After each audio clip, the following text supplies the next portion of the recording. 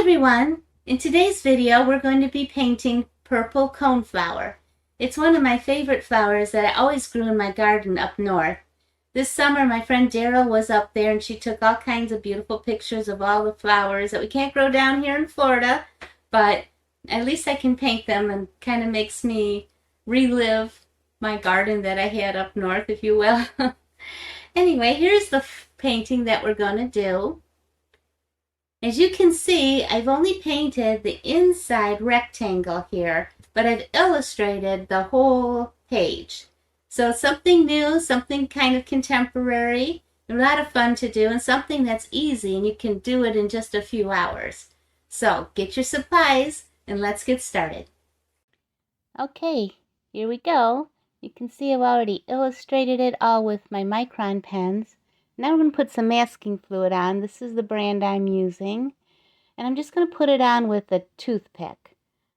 So I'm just going to dip the tip of the toothpick in and kind of imagine where the little ends of the seeds pods on the purple coneflowers will be.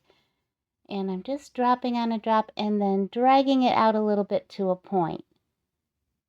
So I'm doing this mostly around the edges. As we get into the center, I'll just put dots in, I think. We'll see how it goes once we get there. But for right now, I'm just putting a little dot and then just dragging it with my tip of my toothpick, with a light touch. Now, if some of them, are in the wrong spots or if they merge together, you can always let it dry and then peel it off. So don't be too nervous about this part. You can undo it and start over again. So here I'm just continuing on and I'm doing them kind of in an outward motion there so that all the points are facing outward from the centers. Okay, now I'm going to go into the center and I got to be a little bit more careful here. So see that one just merged with that one on the bottom because this is very fluid, very liquid.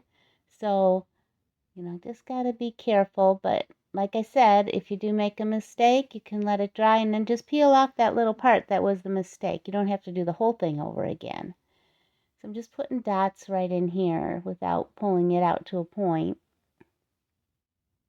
And we have 3 purple coneflowers to do this to. The 2 that are outside the border are just illustrated, but you can kind of see the effect that we're trying to get to match those outside flowers to the inside flowers. We're going to do painting on this afterwards, so we don't have to worry. We can always adjust, but this just keeps that white paper white so I can paint right over it and then peel off this masking fluid, which is going to block out the paint. So no paint will go wherever we're putting this masking fluid. Or it's called drawing gum. It's called Resist. Different brands call it different things. I like this formula though that is tinted blue because you can see where you put it. Some of them are white and it's harder to see. And Winsor Newton has a nice one that has just like a little bit of a yellow tint to it, and you can see it. Then when you're painting, it doesn't really detract your eye from what you're painting, trying to blend in blue or something. It's kind of more neutral. So that's a nice one too. So I'm just continuing on and going around my little petals where my flowers overlap and just kind of putting it on here. And you can see on the other one I've got a few blobs I'm going to try to fix. So I'm just going very carefully in between the little petals here. So if you plan ahead and think about this when you're drawing, you could draw it so that it's a little easier to fit your little dots in between the petals, because some of them I'm actually going over my black lines, but it won't matter. It'll all look fine.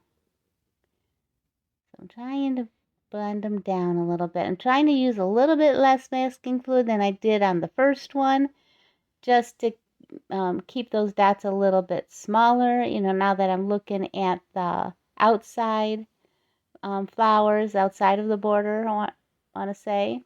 You can see that it's a little bit more delicate, so, but they're in the background, so these are a little bit closer up, so it would be naturally a little bit bigger. So just very carefully putting that dot and then pulling it up with little tip of the toothpick. Reason why I'm using a toothpick rather than a brush is because this stuff will stick to your brush like nobody's business, and it'll totally ruin your brush. If you let that dry on your brush, you can't get it off. It's just so stuck on those bristles. So you want to use something that's disposable if you can, but sometimes you need to use a brush. And if you do use this in the future and you need to use a brush, what I normally do is dip it in some soapy water, like dish soap and water, and then dip it directly into the masking fluid and then apply it to my painting. So a little bit of soap doesn't seem to interfere. If it's too wet though, it will water down your masking fluid. So you just want to put a little bit on your brush so your brush isn't too wet. Because if it gets too thin, then the masking fluid won't do anything. And if it's too thick, it takes forever to dry. So, you know, it's kind of a pain, masking fluid. As most people who take my classes know, I do not like to use masking fluid. I will paint around something if I can. I just wanted to show y'all how to use the masking fluid like this. But probably I would have come back with a little bit of the bleed-proof white and put some white on there, and that, or tinted the bleed-proof white to a different, you know, soft yellow or something, and just paint it on after I'm done. Because the bleed-proof white by Doc P.H. Martin, that stuff is opaque, so it'll cover up, kind of like a whiteout or something like that. And here I made it a little closer so you can see. So I'm just putting the dot on, and then I'm pulling it out with the tip of my toothpick. See, like that one I got a little bit much on, and the shape is funny, but that's okay. In nature, they're not all identical. So that one's a good one. That's kind of what I'm looking for. So with practice, you come easier, and you'll make them more how you want them. But basically, trying not to run into the other ones, but I do. I can paint around them after we take the masking fluid off, because it'll just be white paper underneath, and you can still, you know, add paint on top of it, which is what we're going to do. But it just keeps it bright and light. So just being patient. It doesn't really take that long to do. Just putting it on. You can see I'm putting it on kind of thick. So if you put it on too thin, there's a fine line between too thin and okay. But if it's transparent and you can see through it all, I wouldn't trust it. That paint will get underneath it and you won't have accomplished anything. So I just try to put it on. You know, if you don't mind waiting, too thick is okay. Just takes longer to dry. I'm trying not to make them all, they're in a pattern, but trying not to make it look too obvious of a pattern, because I'm not taking the time to make it just like how it would be. So some of them are a little smaller in there, some of them are bigger. We're trying to get an overall look. I'm not really doing a botanical kind of painting, just kind of a fun painting.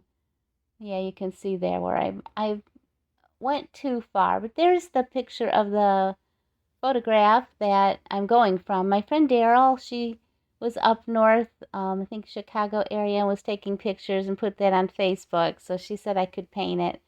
And I don't know if you know my white or my pink peony painting that I did. That was her sister Dawn that took that picture. So I'm not up north right now, and I don't have access to those kind of flowers to paint, but I appreciate the photographs. So I'm going to start with just kind of a goldeny yellow, because if you looked in those petals, it was kind of orange, kind of gold, kind of pink, even some really hot pink, you know, like in it. So, you know, I'm going with this really warm yellow. These are Magello Mission Gold paints that I'm using. And this one here is the deep yellow, permanent deep yellow. And then I'm going with a permanent quinacridone permanent rose. I think that would be really pretty. Permanent red can put in there too. Rose madder would work. Any pink, whatever you like. So I'm kind of mixing it here on my little scrap paper to see what my colors look like together before I put it on my actual painting, and dropping in some of this quinacridone gold. That one's a Daniel Smith. I love that color though. It's so pretty. It just has like a translucency to it, so it makes things glow. So this is a little bit of rose madder I'm dropping in here. And you can see when they mix together, you get the orange in there and different shades of the yellow. So this flower, you know, has kind of been in a little bit of a drought, and you can see it's been stressed just a little bit, but those colors that pop out in the petals are beautiful. So I'm trying to capture that. And then here, I'm also using this one right here. Those are the colors that I put in there. My yellow quinacridone permanent rose. Now I got some red violet in there, and maybe some of this quinacridone crimson lake, because that'll put some of the depth into the center so that it kind of looks curved. So give yourself a little bit of shape, little concave as it goes into the center. So some of them I've drawn lines in them, and some of them I haven't. So the ones that are kind of going to the outside, I didn't, but I want to keep my border square all the way around the whole picture. So I'm coming in with water. You don't have to use water first. Sometimes it makes it easier for the colors to flow together if there's a little bed of water underneath it. And it's easier when you're first starting out to do it this way, because if you're too slow, your colors won't blend. But also keep in mind when you're doing this water underneath, you're also kind of adding water to the paint, so it'll make your colors lighter. So you have to use a little stronger concentration of paint and water mixture. So you can see it's pretty bold that I'm putting on there, because when it lightens up too, it's going to lighten like 30% lighter. So I'm trying to remember to keep my little border square, because I didn't draw it through the what am I trying to say? I don't even know. I didn't draw the border on because I didn't want the line through the petals. So I am skipping every other petal because I don't want two that touch each other to be next to each other, or all my colors will just bleed right together and just make one big old mess. So no definition. So this one here is all the way inside that border, so that's easy. So just keep going around, and as I'm doing this, I'm trying to keep my colors, you know, flowing together. So I don't want one leaf to be really dark and one to be really light, unless I'm trying to add a really light area where the sun might be shining. You would do that. But down here, I'm trying to keep this kind of more of a beginner class. So I'm teaching this one at the gallery in LaBelle. So I just wanted to keep it easy because I have some beginner people that have never even tried watercolor doing the class. So I thought this one would be fun, and you can do it fairly quickly because you're just painting the inside of the picture. And the outside just has that little bit of illustration, which gives it kind of a cool modern look. So the whole painting is a little bit more contemporary. Okay, so now I have all of these, I had a little hair in there, all of these ones that aren't touching are painted, so I'm going to skip on over to another flower. And I recommend painting that border line in first, because sometimes I forget and I paint the whole petal because that's what I'm used to doing, and then, you know, it's really hard to get it off, but there's ways. Okay, so I'm just continuing on. And on this one here, you know, really there's only one that's touching another petal, so you can really get a lot accomplished in one setting here before you have to skip around to the next one. Just trying to make it even. This is just kind of a base because we're going to put the other colors on top of it and do a couple layers of the other colors, but I don't want it to be white underneath, so this is just that kind of golden base because there was a lot of oranges and golds, you know, under those pinks. So I'm going to skip this next one. You can see I'm just checking to see if that stuff's dry down there. I can go over here and paint here and be careful in that little bit where the leaf is kind of curled. And watch your borders. And I kind of go right into my little seeds in the middle centers of my flowers. It won't matter because we're going to go darker on that and this gold won't show, but I don't want white to be there, so I kind of going up into it just a little bit.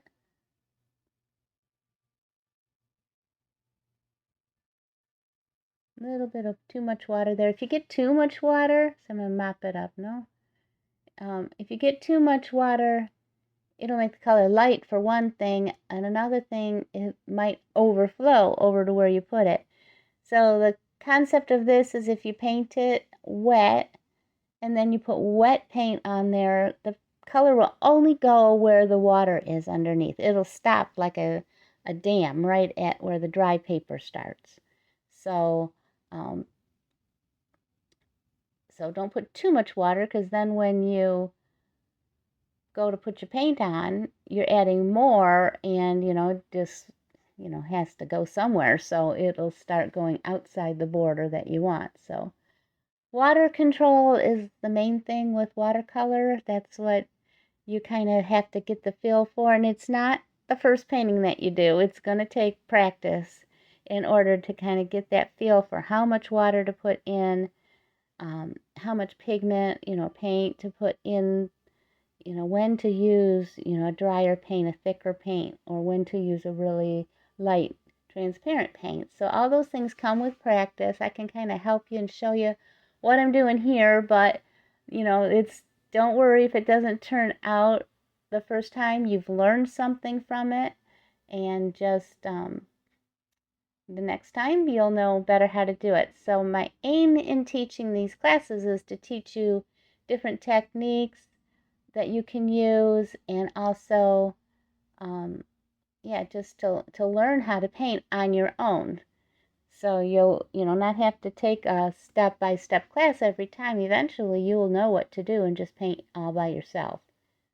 Not that I don't want everyone to take my classes. I love to everyone to take my classes and keep taking them, but this is just easy one to kind of learn a bunch of techniques. So this is wet on wet.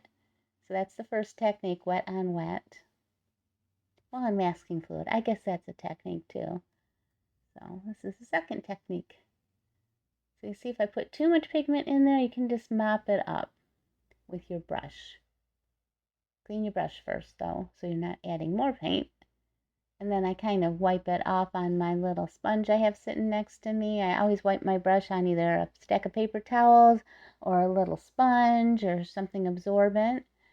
And that's always right next to me, so it's easy and handy to, you know, tap off some of that wet paint, mop it up.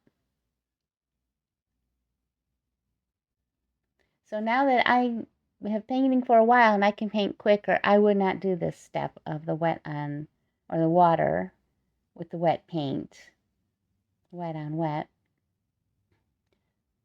But I do it if I want my colors to flow really softly together and not have any borders and just want everything to mix and mingle and just have that really soft, transparent look. That's what I use it for now. Okay, so we have two flowers. And I have to come down. Oh, that one's all complete. So now I'm looking at it. So anything that's inside of the box, you want to paint. If it's outside the box, you don't want to paint. So I'm looking at where that is. I can't stand it though. So first I'm just going to kind of take off some of these blobs of the masking fluid there that I didn't like. So I just take my toothpick. I'm just taking off the ones I don't like. The ones that are okay, I left them there. And I'm just kind of rolling them back on top of each other, some of it. As long as it's stuck, on the bottom, it's going to do its job. So some of them I'm just making smaller. I don't think I can do much with this one. Oh, I got it separated, but I can't get that separated. Oh, I just pulled the whole thing off. Oh, well, we'll just put some more on. So I'm getting back out my drawing gum masking fluid and just trying carefully not to do the same mistake I did the first time. I'm just putting some on. And the other ones look pretty good. I can see a few mistakes. But, like I said, we're going to paint. After we take this masking fluid off, we're going to paint on them also. So I'm not too worried about it. Oh, I just blended them back together just like how I had them. Guess that's how that one wants to be. I could let it dry, peel it off again, I could do that. I won't. I think it's okay just the way it is. Okay, so now that I got that out of the way, I'm going back to a smaller brush again. And I'm looking at my picture on my phone and kind of seeing where some of those light colors are, where the pinks are. And I got to come back and do those other flowers up in the corner. But I think I just want to get, sometimes I just like to get a little bit going, like just to keep me excited about the painting and not get bored with doing the same thing. I want to get to the fun stuff. I want to get to the pinks and stuff. So I'm looking at my phone here with that picture on it and just seeing where some of it's lighter, some of it's oranger, and the streaks in it. So this petal here is a lot of the pink on it. And I'm just going to mop my brush off on the side there. See, that's what I'm doing. Rinse it, mop it. And then I'm going to add a little bit of that magenta, the red violet.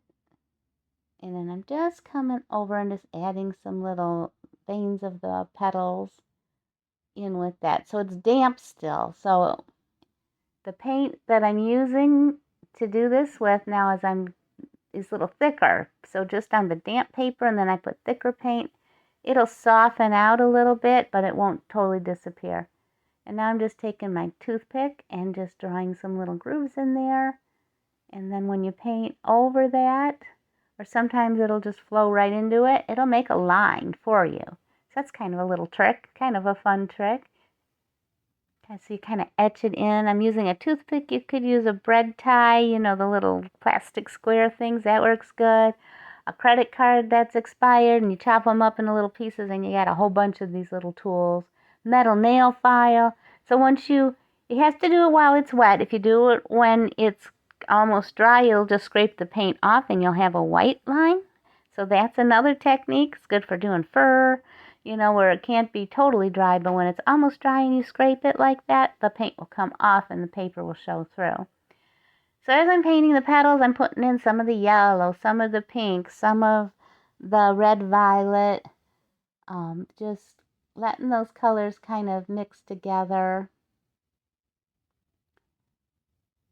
And just trying to be real, variegated, I guess is the word. You're trying to put some yellows in here, and so they turn into orange mixed with the pinks and the reds. So now this is an easier way to get a painting. Now you could get more complicated and kind of paint in all your light colors first, and then when it's just damp, paint in a little bit more darker. And you'll see as you're painting, you'll start to see what happens when you add the colors on top of each other. So now I'm just using the gold, and the gold will make it all kind of softer and brighter, like the sun shining through it. So you can see there I had enough paint on there that when I drew on it, you could see the lines without having to go over them, which is what you really want. But it's okay if you didn't get to it right away and it started to dry, you can come back and just put a little bit more paint on top of those lines and it'll go. So what it does is it makes kind of like a crevice or a crease where you draw it, and then the paint will just pool in that little, little crevice there.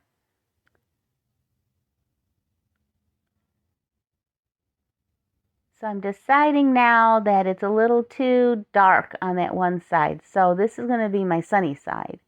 So I'm going to try to add a little bit extra goldish colors in there.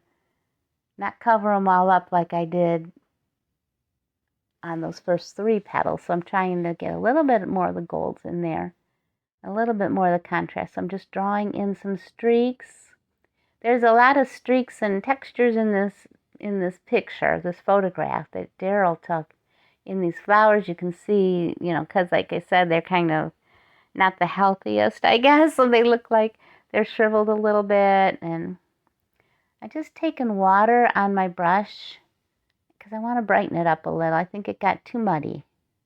So I'm taking some water on my brush, tap it off onto my little sponge, and just with the barely damp brush, I can lift up some of that paint. So that's what I did over there. And now this has like a little curve underneath curled up. So I'm just kind of painting that separately so that it, it kind of gives it a little curve effect to it.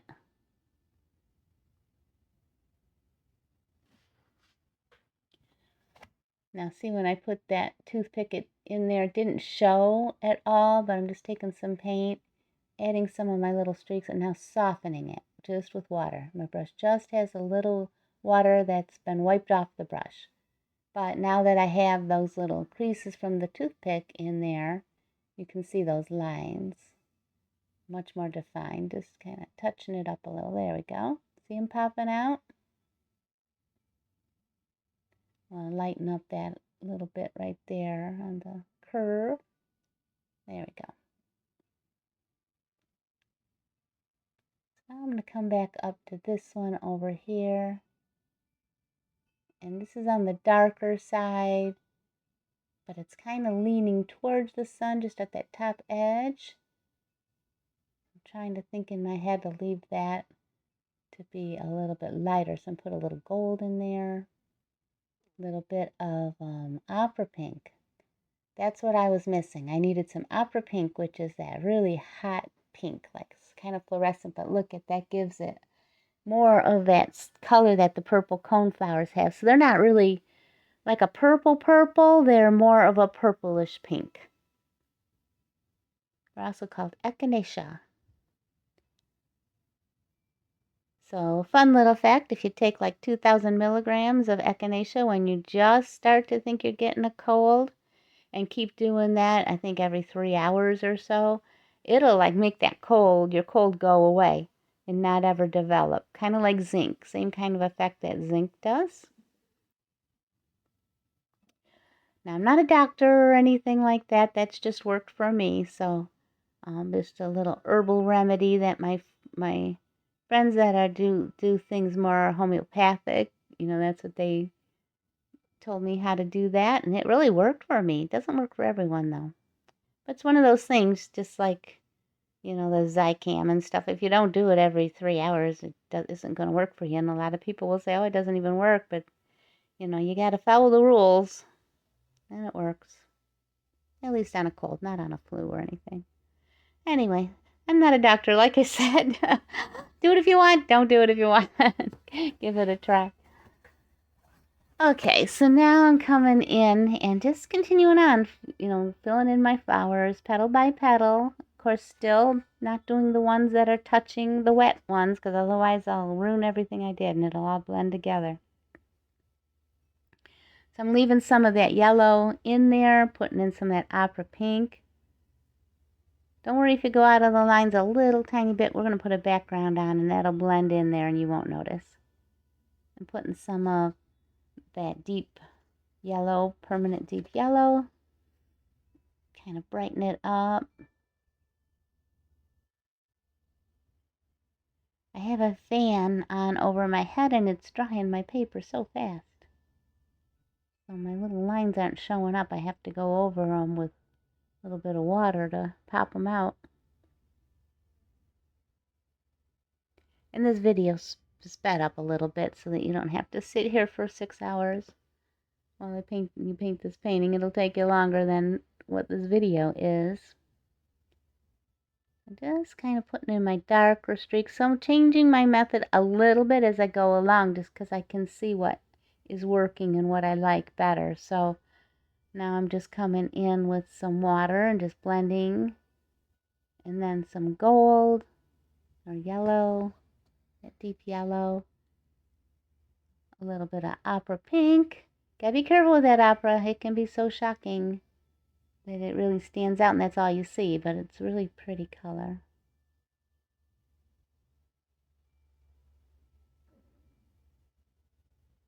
Just coming back now with some of the Crimson Lake and just deepening a little bit here. And I'll move down to the one that doesn't have to worry about any petals touching wet on wet. So come on over here. A little bit too much paint there. I'll just use it to blend in, but I'm not adding any more paint. And now I'm just wiping it out. You can see that sheen that's on your paper, so that's what you want. You don't want puddles of standing water at this point.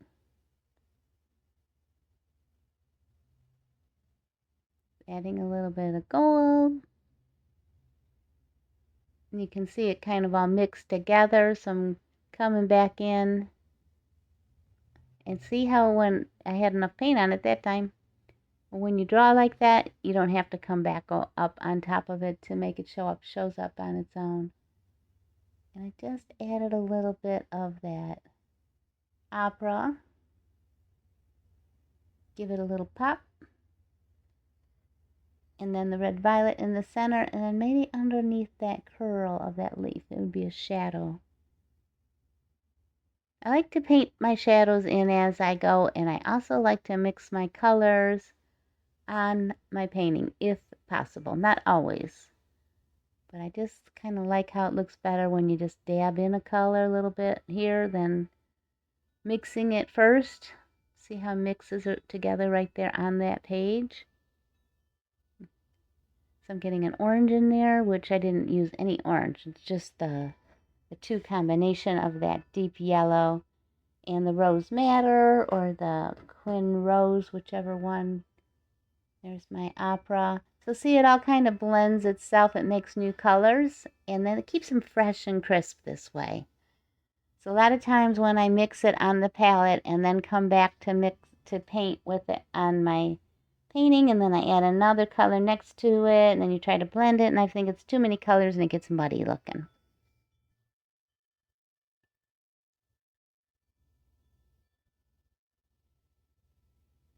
Maybe I'm just not a master of mixing colors, but I have a lot of these Mix It Up Monday videos on my page here. I think that there are 20 of them. And that was really a fun experiment because I had no idea what I was going to get with some of those colors. It really surprised me. And a lot of these greens, especially the greens, I'm always looking for a beautiful green. I made so many pretty greens. I can't choose which one now with those, with just two colors.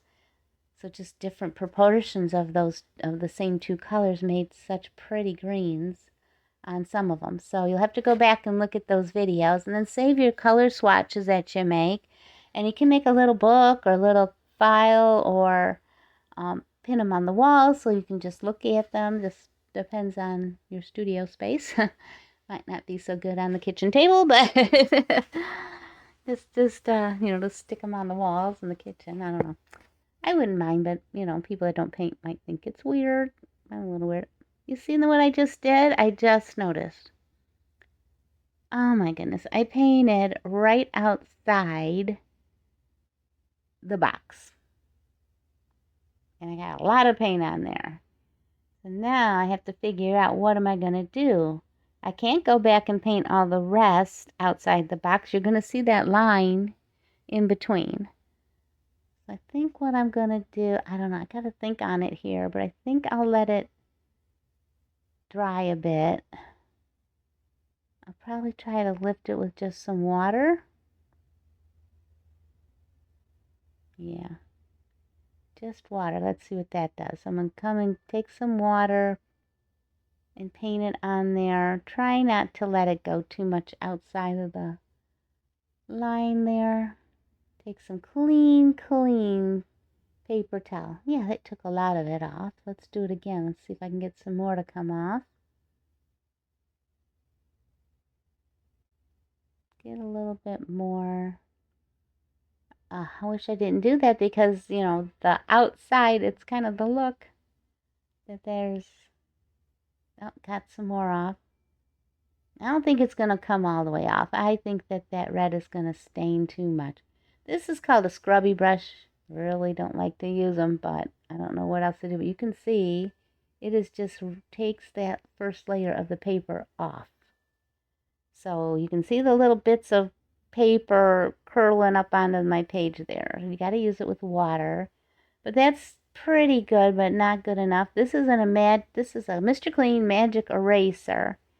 And I just got it wet, and I'm coming over the paper and kind of carefully scrubbing, dabbing, scrubbing, dabbing.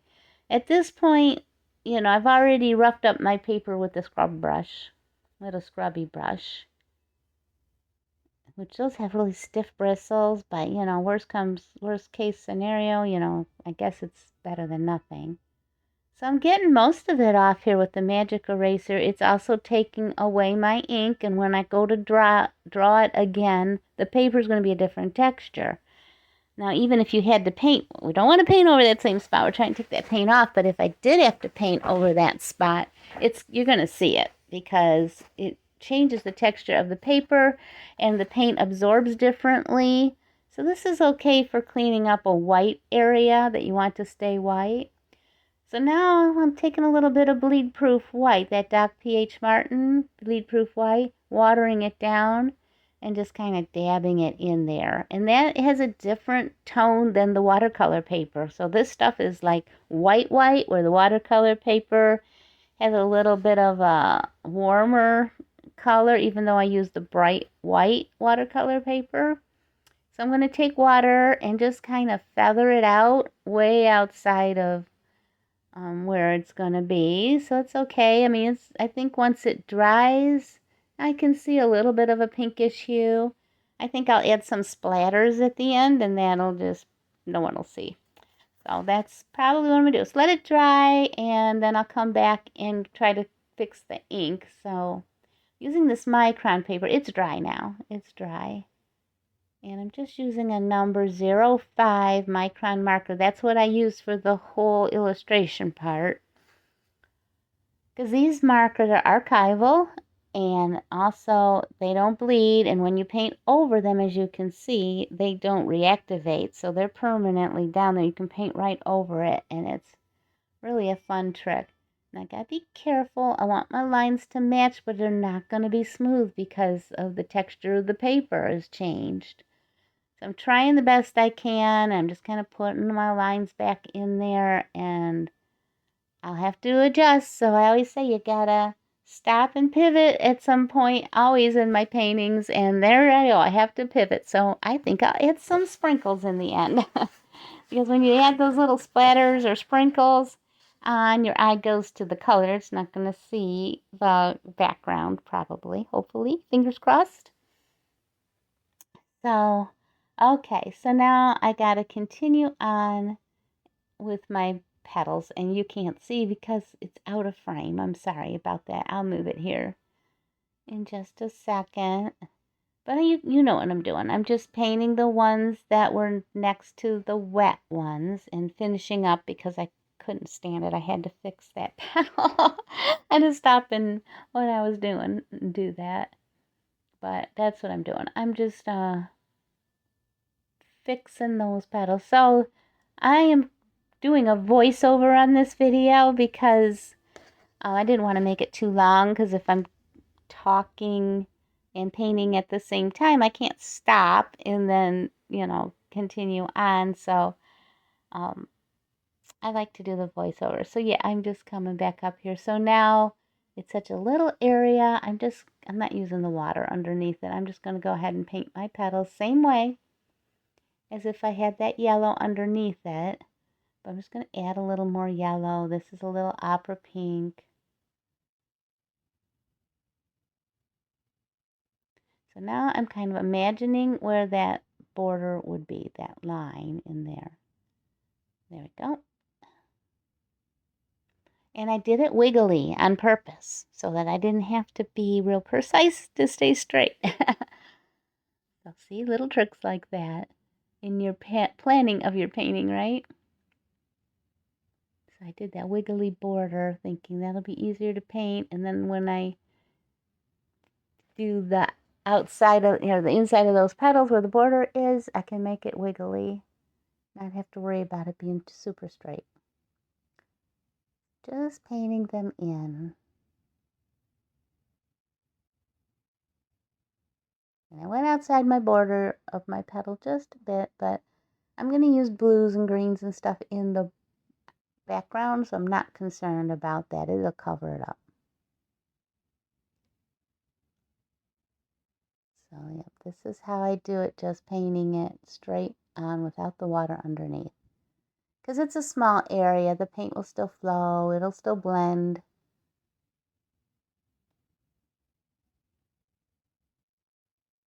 So this whole picture is 11 by 14 inches. So I'm really only painting maybe, what, a 5 by 7 area in the middle. So the painted area is small.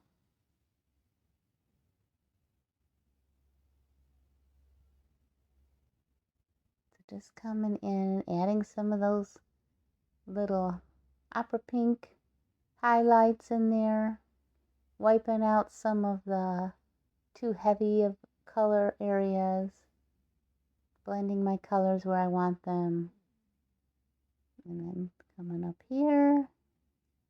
So I'm starting out with my Quin Permanent Rose. Then I'm adding my Permanent Yellow Deep.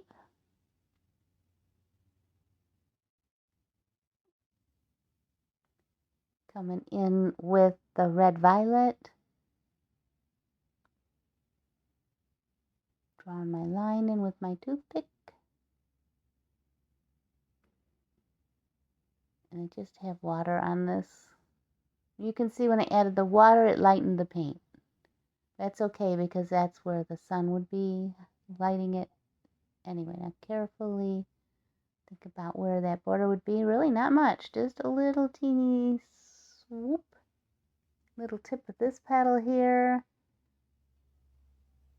A little bit of gold, that's about all I need. I can come back and finish these ones.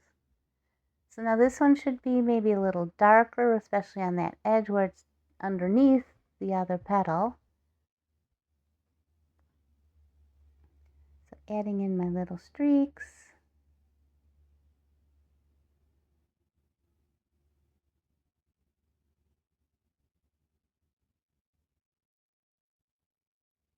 My gold in there. Red violet. Toothpick. So same procedure, leaf after leaf. It's lots of fun though. Kind of mop it out a little, brighten up some of the area. The dark there.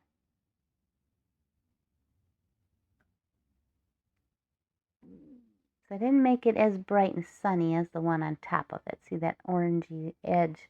So they look separate. Just want to keep them separate looking.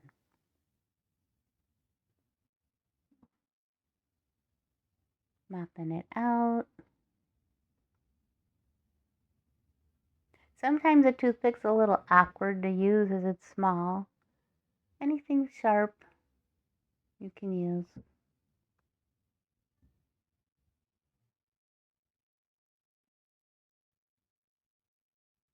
Now when you stand back and you look just that little bit of that deeper red violet towards the center of the flower, it's going to kind of give a little bit of a bend inward to the leaf, the petal.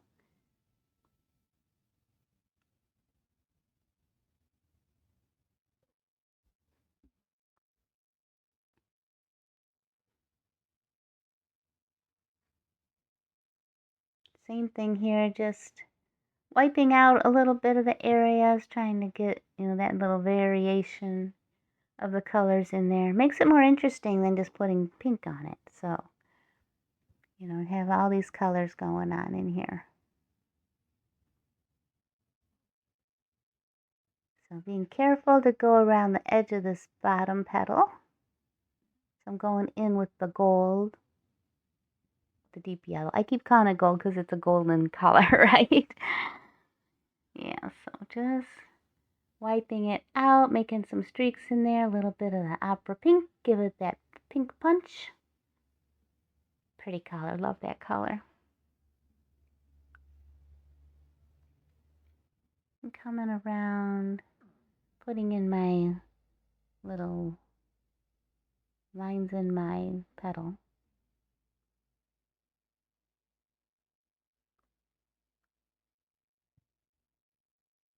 There, like that.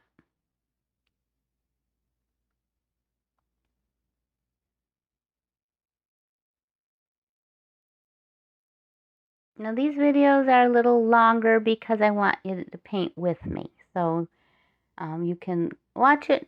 This is what I usually do is I'll watch a video all the way from beginning to end, and then I'll get all my supplies out, and then I'll try to paint along with the video, but then stop it where I can catch up, and then start it again on the next technique. So if you want to do that, try to make it so you have some time to do it, but it is sped up a little bit, so it's not exactly real time, but at least you get a little bit more time to see what I'm doing, and then you can press stop and start when you need to do again. Okay, so I'm giving it a look. Oh, I can see that I forgot one petal up there. I'll come back to that. I'm already excited to try my leaves. So here's my sponge. So I love this green. This is a yellow green. And it's, pretty lime green color, but as you can see, I run out of it. So you can open up your tube and you'll be surprised how much paint is still in there. So I just take an X-Acto knife and kind of open it up towards the top there. Even down in that flattened part where I've, really gotten all the paint out, there's still some paint. So what I'm going to do is just kind of try to take it and put it in my tray. This is a little ceramic paint dish. I've had these for years, but I used to bead and make jewelry, and I used them to hold all my little tiny seed beads and my crystals. And now that I'm painting, I use it for that. So don't throw away those old things when you stop one of your projects. Okay, so I'm going to kind of do the same thing. I'm going to come in now with just some really watered down of this lime green. So just kind of like we did the other petals with the gold, this is instead of the deep yellow, think about that border, how it's got that kind of deckled looking edge. And so now I can come in with my sap green.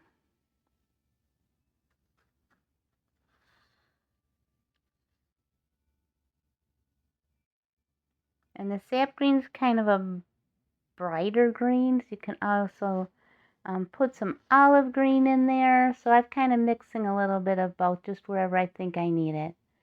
So there's a little bit of the Quin gold I put in there. I like that color. This makes things kind of luminous. I'm just dropping in some colors. And so yeah, I'm seeing that little petal right there that I forgot. But don't worry, I'll go back and get it. So you can use the water underneath here if that makes it easier for you. Go ahead and wet it with the water just like we did the petals for the flower. Do it the same way. And I went outside the lines again. I can't believe I just did that. I'm glad it's with this lighter color though. I think it's going to be easier to take off. So I'm just adding water, blotting it up with clean toilet tissue or paper towel. Yeah, it's pretty much off. I'm not going to worry about it too much. Like I said, I'll put some splatters in and you won't even notice. It's hard to do. I don't know how to prevent that without drawing a line there. So just keep thinking, define your borders before you go in and do the rest of the petal or the leaf. Go with that, do the border line first. So, yep, I messed it up twice. See, everybody messes up. I mess up too. So I'm coming back in here and I'm just putting in a little bit of this deep, yellow deep, and then some sap green and some olive green. So kind of a little dab of here. So that's the sap. You can see it's kind of a brighter green. And then the olive has a lot of yellow in it. And so that's really, really pretty. Especially for our kind of a little bit sick, a little bit of stressed. I'm going to say stressed, not sick. Stressed purple coneflowers. So I'm sure the leaves are a little stressed too. So they have a little bit more yellow in them. Because when they're super happy, they're going to be really deep green, almost kind of bluish green. And, you know, they just have so much chlorophyll in them. And then when they're not so happy, they get a little bit more yellow. Or if they're overwatered or underwatered. I used to grow a lot of flowers. I think I've told you that in other videos. But this was one that I had along my fence line at my house. And I had like 3 big, huge clumps of these purple coneflowers. So they just like really stood out. You know, they bloom late July, August. Into September, they'll keep blooming until the frost. And they'll go to seed. And all of those big cones on the top are just seeds. And the birds love them. So I wouldn't take them down in the winter when it snowed. I would just, you know, I didn't cut everything back in my garden. The things that provided food for the birds, I left alone. And I'd cut them in the spring. So it's best to probably cut them back, but because you don't want the plant to try to keep things alive and use all its energy for that when it needs to survive the cold winter. But a few little stems with some seeds on them were okay. They always did fine. They're hardy. They're very hardy. Hardy as in tough, not frost proof. They're perennial. They do come back. Yeah. I used to also grow big sunflowers and do the same thing. Just leave them for the birds. Leave my sunflower seeds for the birds that I grew in the garden, and then I'd go buy sunflower seeds to put on my salads and things. Crazy. You know, gotta take care of those poor little animals. They need a lot of food. Winter's long up in Michigan. So just coming in and putting that little thing before I forget and paint it green or something. Paint that petal that's behind there. Don't need to add too much. It's in the background. It's underneath other petals. So a little dab will do ya. Okay, and I went ahead and did the stems same way. And on one side, I just put a little bit of a shadow of that sap green down the one side of the stem.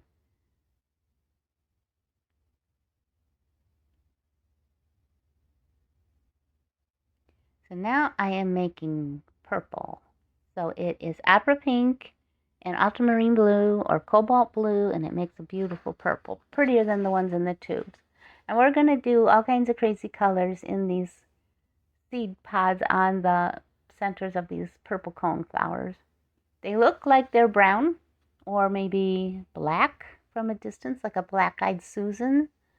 But I do like to play with color, so I'm just going to put in some blue, some pink, some of that red violet to kind of tie in with the petals. You know, use the colors that are in the petals as well. I've got that opera pink up there. Now I'm coming back with that green, that olive green that's in the leaves. And I just like that kind of odd pop to the centers of these flowers, that purple and that pink. You can do whatever you want. If you want to make it look more realistic, you can put browns in there and blacks and whatever you like. No rules. But you can see, you can paint right over that resist. Just paint right on top of it. And it will repel it. And it kind of peels right off. And see, I'm going like halfway through those seeds. Those little resist marks there. So they are connected to my center. You don't want them just floating on the top. And I'm making it darker. I'm adding a little of that olive down by the base there to make it a little darker. Trying to make it look like they're kind of round cone shaped, like a gumdrop they are. Here's my opera. And there is my purple.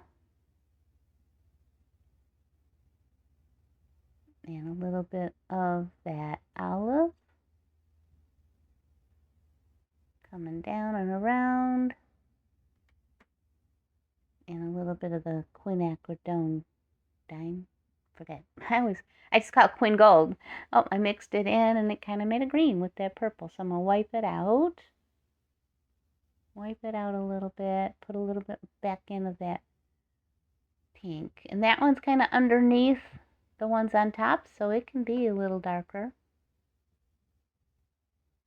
It's underneath the flower, kind of hiding in the shadows just a little bit.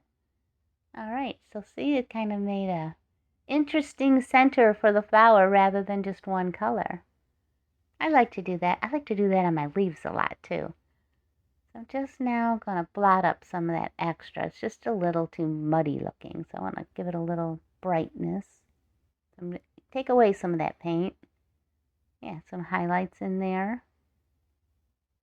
And I can't help myself, so I got to add some more paint back in it. Should have left it alone. It was really pretty. Sometimes you get a little compulsive. And I darkened it back up, but it's still pretty. It looks nice with the rest of them. Now, on to the background. Now here I'm going to suggest putting the water on, because, you know, if it's not wet enough and it dries before you get to one of the other areas because you're fussing around with the small areas in between the petals, it gives you more time, more drying, more wet time, so before it dries on you. Because if you let it dry and then you go back to continue on, the paint where it touches will make a darker color.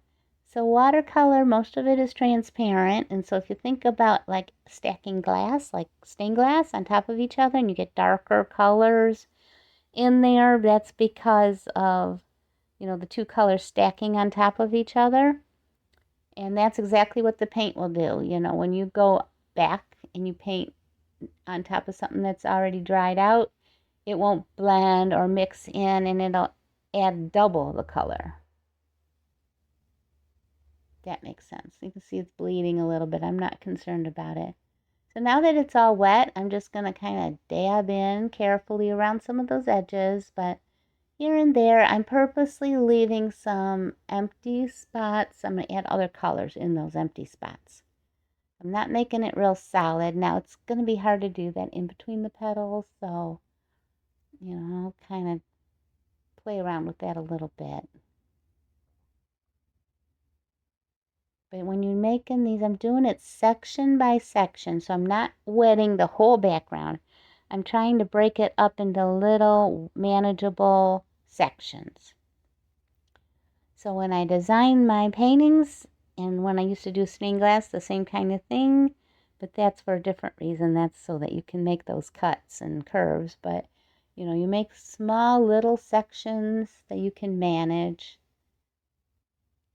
And see, I dabbed a little paint over there just to keep that area wet.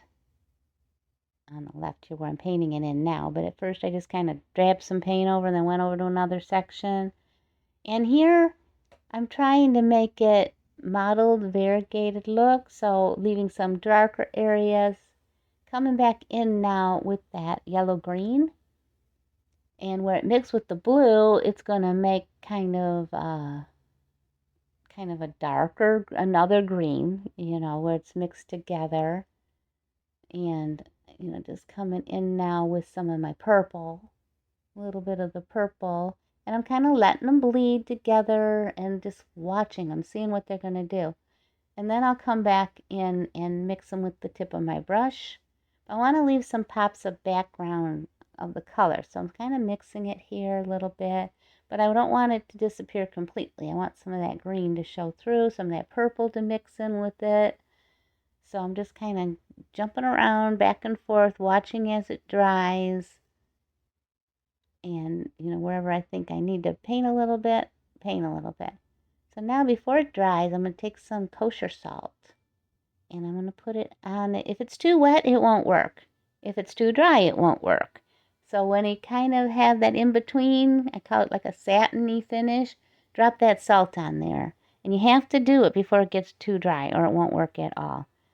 So don't put too much salt on, just a little bit. If you put too much on and then another section that you do, it doesn't work as well, it'll really show up. So you want some areas where there isn't much salt so that if it doesn't work in the section next to it, it's not going to show up. There's all these kind of little tricks. Don't worry, you don't have to remember everything. Eventually, you'll hear it again and you'll go, oh yeah, I'm going to try that. So here I got, my paint. I'm trying to have some dark areas, some light areas. And I'm looking at the part I just did on the other side of this stem. I want it to flow together. So right now, that's too green. It doesn't look like it goes with the rest of it. So I see I had some purple over there. So I'm going to add a little purple and try to a little more blue. Just a little bit because it's got to blend so it doesn't look like you painted it in little sections. A little bit of salt, not too much.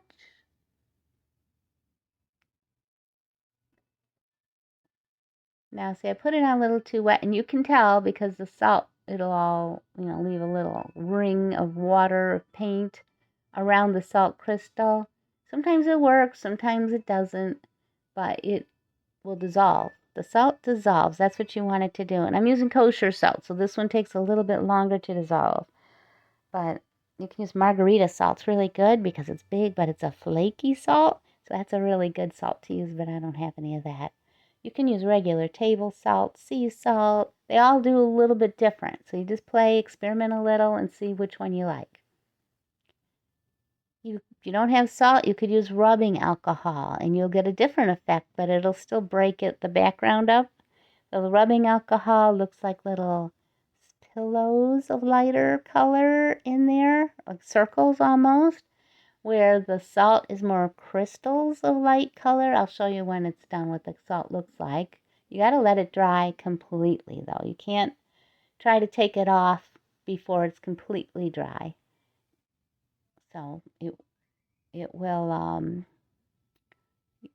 smear. The paint will smear when you're trying to rub it off if it's not completely dry. So you got to let it dry. So here we're just going section by section all the way around the painting and then looking at the section we're painting and comparing it to the background, the part that's around it. Make sure it looks like one solid background and not a bunch of little sections that you painted like we did. So just kind of watch your colors, see how much you put in there. And I'm watching how things are drying, making sure I like how it's drying. If I don't like how it's drying, it's easier to fix it while it's wet than when it is totally dry. So if I'm getting like a big bloom where I don't want it, which I like blooms, so rarely do I try to fix those, but all you do is take your barely damp brush and, kind of blend it in gently with the tip of the brush, and you can make it disappear. Mostly.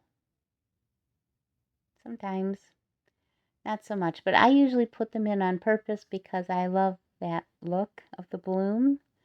So the bloom is where you take wetter paint or water and you apply it to less wet paint or water that's like still damp. So you put that wet on top of the stuff that's dried a little bit, and that viscosity, I guess it is, of the wet water will push the paint underneath out, and it'll leave a kind of raggedy edge, and they call it a bloom or background. I like them, except like if you're trying to paint a face or something with a lot of detail and that happens, and or on your sky that it was so soft everywhere else, and then there's one area has that's no good. But a lot of times I will just take water on my fingers and sprinkle it on my damp paint, and just to get that kind of effect where it makes it look real mottled looking, and it's soft. It's a soft effect. So I'm just trying to wipe back some of this paint a little bit here and there. And watch your edges, because sometimes the edges, like where we'll outline with our brush, will be drier than the center part where we don't have to be so careful. And then when you put, that's when you're using your water. But then when you put your paint on top of it, it'll be really light around that edge, and then you put more paint in the center and it kind of goes to that. It's already dried on the edge then because you didn't have as much water as you did in the center, and you'll see a mark. So before it's dry, you just take the tip of your brush and add your paint in there. Now I'm trying to make the bottom of this painting darker, and I'm leaving the top with more of the greens and lighter, and kind of grounding it a little bit with just a little bit darker. So I'm using more blue and purples on the bottom and more greens and blues and just a little bit of purple on the, like, probably 2/3 up. So you can see I didn't put much green in that last section, but up here I'm putting green because there's more green up here. And then down here I want it to be deeper, so I'm putting my purple in.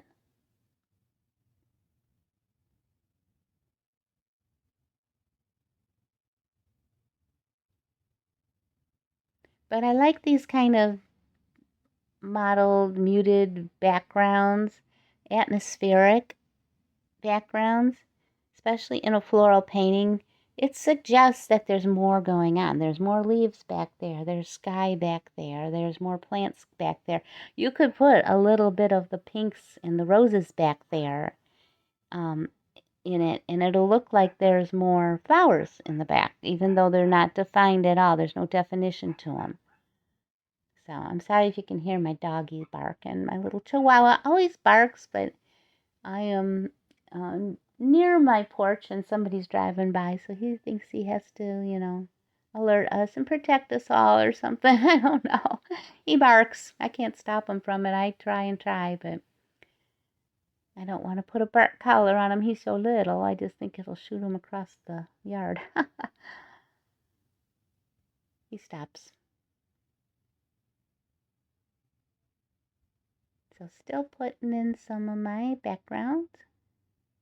And this one, it's a little bit tricky because, I want to go into those blues and purples and leave the greens up on the top part, but, this one's kind of in the middle, so I got to decide if I want to put a little green just in that top of the triangle there, or just leave it at the blues. I made it kind of lighter. I'll put a little tiny bit of green, just a little. That's probably good. And a little bit of salt. Put that in there, let that dry. I can see it's starting to break down at the top. I can see some of the salt effects, especially on the left side of the top there.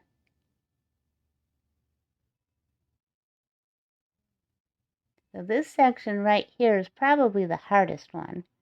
Don't really have that much open space, but you got to go around all these petals. Now another use for your masking fluid is you could paint masking fluid on top of all the flowers, and then just go ahead and let it dry, and you can paint right over it and then peel up your masking fluid, and you did your background all in one shot. Problem with that is, though, is it does lift up your paint when you take the masking fluid off. Not all of it, but you want to go back and touch up probably. So I never do that, but I've done it once before. And it's easier, but I don't mind doing all this because at this point, painting is meditative for me. This is how I relax. This is where I can get my mind off of everything and just go into my little own world here in my painting. And I love the process. I just love to paint. So I've been painting about all my life, but with watercolor 10 years, I'd say about. And, at first it was really frustrating, and, I did not think I'm going to continue on with it because it was really hard to do at first because my pictures weren't turning out beautiful like my teacher's pictures. So I thought that's what I was aiming for, but then I realized I'm not aiming for a beautiful picture that I'm going to frame and put on the wall. I'm learning techniques so that I can continue to practice on my own, and then I can come up with my own paintings. So once I got that in my head, that I wasn't trying to make a picture to frame and that it was a failure, nothing was a failure if I learned from it. So I did not hang any of my pictures at first, even though I've been in some kind of art my whole life. You would think that I could do it, but it took practice, just like everything else. The watercolor, because it's so fluid, so much water, it's a little harder to learn, and you can't cover up like you can with oil and acrylic, where you add your lights at the end. You keep your lights and don't touch them in watercolor, so it's a little harder. Good thing I didn't paint a whole lot, though, so I didn't have to unlearn that part. I just had to learn what I needed to do. But so many people, especially like oil painters and that, have such a hard time learning watercolor because it's hard for them to have to think about leaving that light behind and adding your dark in layers like that. So it's a whole different way to think about, a different approach to painting. But it's a beautiful medium, and the translucency of it and the flow of it, it's just, unduplicatable with other paint. You can kind of get an effect, but the watercolor is translucent, and no matter what you do with acrylic and oil, you get that to a extent, but it's different, just different than watercolor is. So it's a special medium. It's really, really a special thing to learn. I love it. As you can tell, I love it. So now we got just these little teeny areas to fill in here. So these are easy and fast. And some of them you can fit the salt, some of them you can't. What you don't want is, you don't want the salt to be half in the wet paint and then half on the dry painting, because what will happen is the salt crystal will absorb the water and then it'll leave a mark on the dry part of your painting. So if you see any of your salt crystals that are half and half, scooch them over to the wet side, as you put the salt on. I'm always watching for that. I don't want them to be on the painting, like the petals, for instance, because it'll leave a blue mark from where the salt absorbed and got it wet. Now I'm trying to remember as I go up to here, these are more greens, so I got to think about the blue being a little lighter and some greens in there. I might not have to put green in the teeny spots, as long as it's the same tone. So see, I'll wipe it out a little bit. Yep, a little bit there, so that it looks like it belongs in that upper portion. Put a little bit of green over there, kind of blend it in, not too much. A little bit there. Oh, too much. So I can come back and, mop a little out, add a little more there. There we go. Just lightening it just a teeny bit. Got it too light, so go back in with some paint. Just mess around with it until you think it blends with your rest of your background.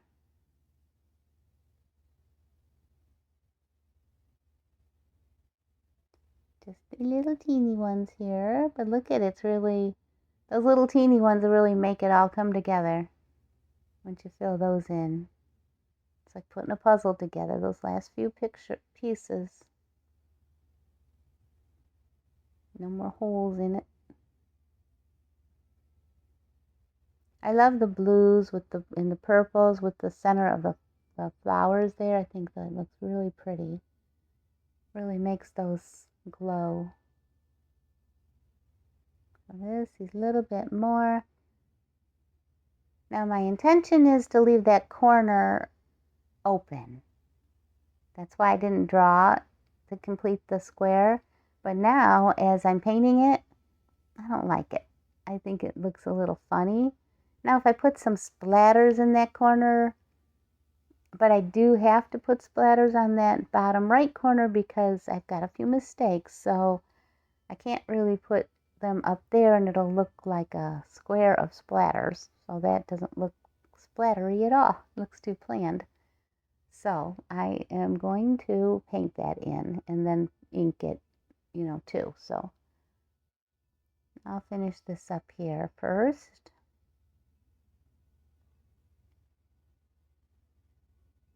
So, yep, so then I have to, that little bit under that top leaf too, right there. But you can see the salt kind of melting and doing its thing. Okay, so I got to address this here. So get my marker and draw it in my little wavy line. And I'm going to just fill in the tip of that little petal that's peeking its way into my box. Little line there. I'm going in with the water.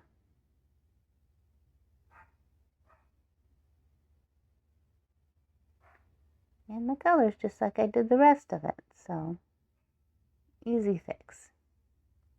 So you gotta pivot, stop, think about it, change your course of action. Almost every single painting I have to do that too. It's not, rarely does it come out what's in my head because I'm a visual person, so I can plan it and I think it's going to be this way, but until I see it, I'm not positive that's the way I'm going to want it. So, you know, I can change a lot of stuff as I go. Change the whole story of a painting I've done, you know, where it's going to be one thing and it ends up totally being something different. All the time. So, there we go. So now that's a lot of wet on wet. You've done wet on wet in the background, wet on the petals. Now you've done wet on dry as you've gone over and drew on top of the painting with some more paint. So that would be the paint being wet and then the paper being dry. So that's wet on dry. These are common terms that you're going to hear when you watch tutorials about watercolor. So this is just some toilet paper. What I want to do is those splatters we were talking about. So I don't want them to be all over my whole painting. So I'm just trying to kind of block off some of the areas that I don't want it to splatter on. I can always move these around. But I want to kind of keep them kind of going in that top left-hand corner to the bottom right-hand corner. And I also got to add a few over those leaves. So I'm just kind of holding them down and splattering them. I don't really want to put too many splatters on the illustrated part. Just a few would be all right. Let's see there. Now that I put that over that leaf, it's going to kind of mask those. But now look what I did. Got to pivot again because I just dragged my toilet paper into my dot and it made a smudge. So now I'm just taking water and making intentional smudges like it's supposed to be that way. So that's to make it look intentional, make it look planned. You just adjust and move on. So, you know, that's okay too. I just got more of those. So I'm bringing it kind of around.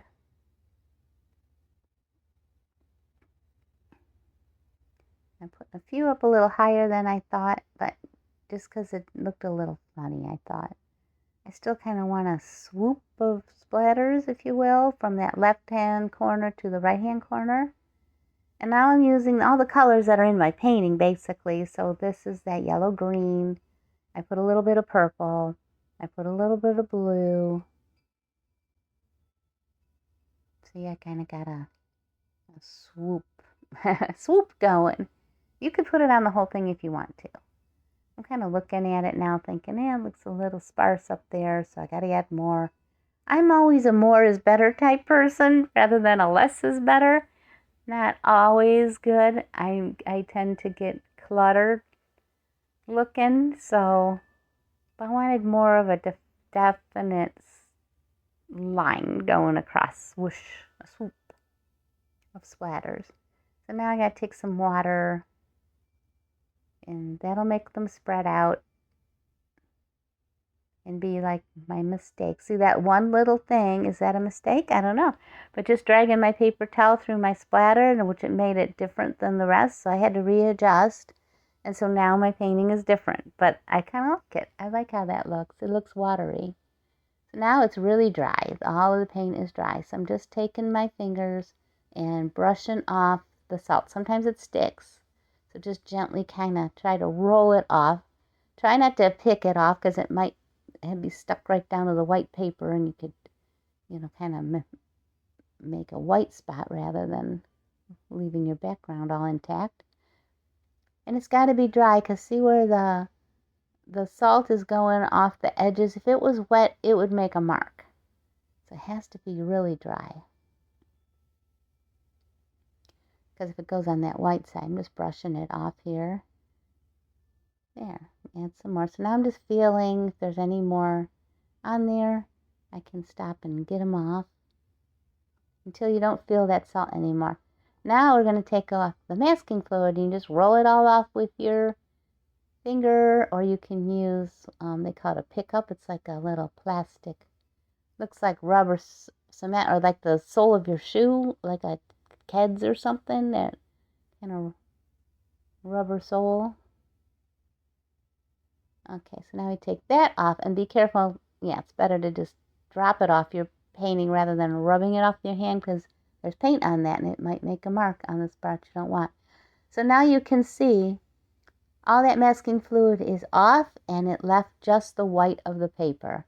But it's way too white. I mean, I don't want to leave it like that. So, but it didn't let the paint seep underneath at all. So now I'm going to paint all of those little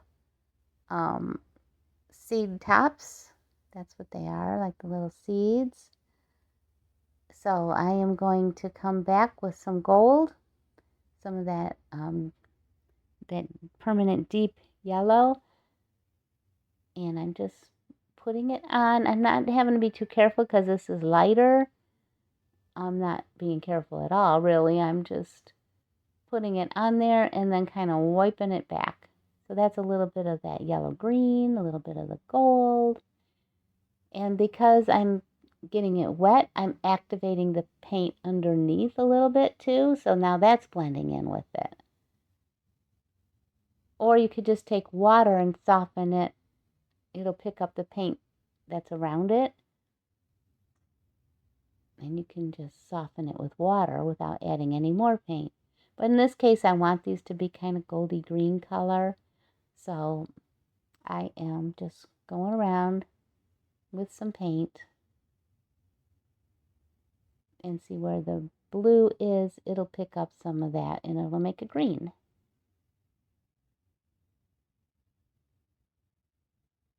But see, it's much less stark now.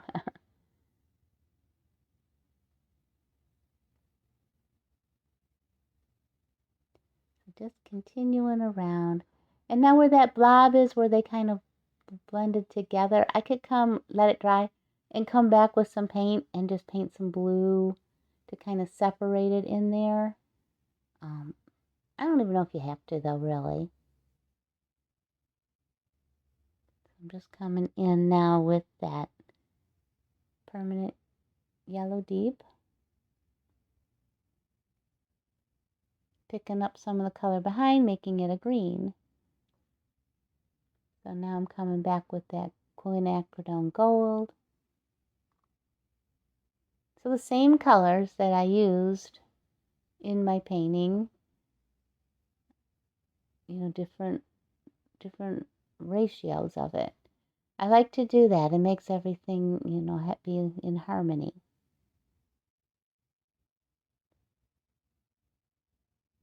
So often I don't use the colors that are natural. I'll paint, a pelican blue and purple, and I like to do my own thing, how I just feel that day.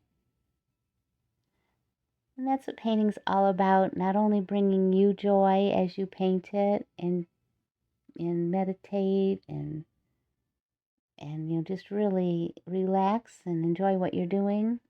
But also for the viewer of the painting, so you know you want them to have a certain emotion, something that brings out some happiness or joy or relaxation or excitement or even anger, depending on what you're painting. So that's what painting is all about. It's for you and the person who's seeing it, and it's very emotional. I get pretty attached to my paintings, although I sell my work, so I try not to get too attached to it because I do it with the intention of bringing joy to someone else. So I tell myself this will make somebody else happy and not get attached to it, because people always ask me, how can you stand to sell something? But I take a picture of it so I can always see it again. But so much came from that one painting. I learned something.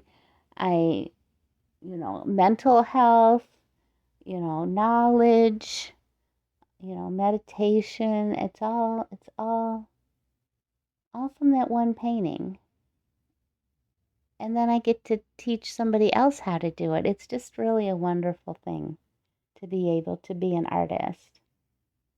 It's all about all these connections. Okay, gotta get out my sparkle paint, because you know me, I just love to dress it all up. This is the jewelry on my painting, right? It's just like putting on your earrings. So got my little gold out, and I thought the centers just needed something else. So I'm just kind of on the bottom of each one of these little dots. I'm just putting just a little tiny dab of my gold, my metallic gold paint. I love to have a little shimmer. I don't want it to be obvious until you get to the light. So once you just kind of passing by the painting, something just kind of pops just that little bit like that, gives it that little bit of shimmer, a little bit of glitz. It's like, oh, you didn't see it straight on, but if the light hits it just right, you see it. Now you're really seeing it in this light because I have, all my studio lights on, and I've got, 4 different angles of lights going on here, but yeah, just a little bit. Still leaving behind, see, I'm still leaving behind what I painted. I don't want to cover it completely up. I'm just doing a little bit of the bottoms of it, just to give it a little pop, a little something else. It makes the center of the flower stand out more than the petals of the flower, but, I like it. So whatever you like, you do what you like. A lot of people don't like glitter, so they don't want to have any sparkle. But I'm all about bright sparkles, or bright colors, sparkly stuff. I love it. It makes me happy, so. It's good that we're all individuals and we all like different things. That's what makes life interesting. So just those. I'm not going to paint anything on the outside. Just the splatters, that's all outside of my square here. And we're almost wrapping it up here. This is the little finishing touches here. I think I want to put a little bit of my metallic paint, a little bit on my stems and my leaves, a little bit on the petals. Because if you look at a petal close up, a lot of them look like they shimmer just a little bit, especially like the more fleshy type petals, like on Impatience, and where roses can look real soft like velvet, but some of the flowers, like tulips too, they have like a little bit of a shimmer to them. So I think I'm going to go back and add just a little bit more shimmer to this, but it's pretty how it is. But I can't hardly stop myself when it comes to sparkles. I've always got to put a little bit on. But you don't want to be gaudy. There's a difference between gaudy and enhancing. So I just want to enhance. But there you go. There's the whole painting as it is. And I want to thank you for staying all the way to the end. And if you like it, go ahead and push the buttons to subscribe, notifications, and peace and love till we meet again. Bye-bye.